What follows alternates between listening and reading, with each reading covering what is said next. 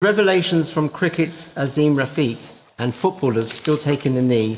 What does this say about racism as a continuing undercurrent in present-day Britain? I think the same point I made earlier applies, is that things need to be particularized rather than generalized, as a general rule, let's say. And so this cricket player was facing racism by his own count. The question is, who, when, what, exactly? Because otherwise it degenerates into something like a discussion of structural racism. And when it becomes abstracted up to that level, first of all, that pits group against group, which I think is entirely counterproductive. And it actually doesn't address the issue. You know, racism is a global and vague term. Sorry, but why would you possibly do that? What did that mean? Because I said it was a global and vague term. The inverted commas as if it's not a real thing. No, that isn't what it meant. Well, what did it mean then? Explain. It meant that it's indicative of low-resolution thinking. What I mean by that is we use all these terms frequently in discussions like this that are He was containers of undifferentiated content. He was repeatedly called abusive terms directly linked to his ethnicity. By who?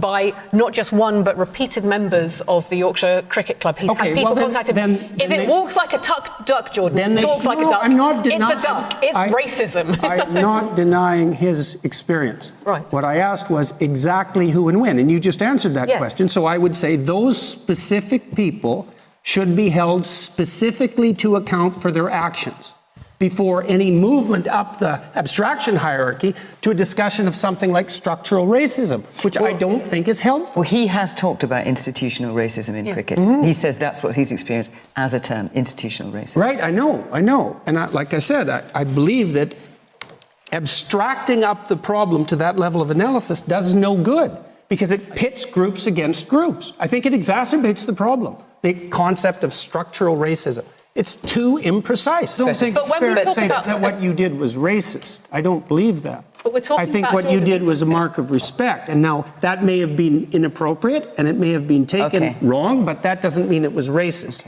But Jordan, and so we are going to be precise about it. Why the concept of structural racism. And we have a problem in British society. We have a problem particularly in sport. And we also have a problem when it comes to our definitions of racism, because people tend to lump people of different minority community backgrounds together. You know, and how do you talk about structural racism? I'm going to need to bring up Peterson as well. But the thing for me that I think is so powerful is this concept of the bystander, is the idea of the person who may think of themselves not as a racist, who may not have joined in this poor young man being bullied in the way that he was. I need to mention Stella simply because he has talked about it himself today, Azim Rafiq, that he has apologised for some anti-Semitic tweets that he put out several years ago. What I think is really powerful is how clear and compelling his apology is and how he's recognised it.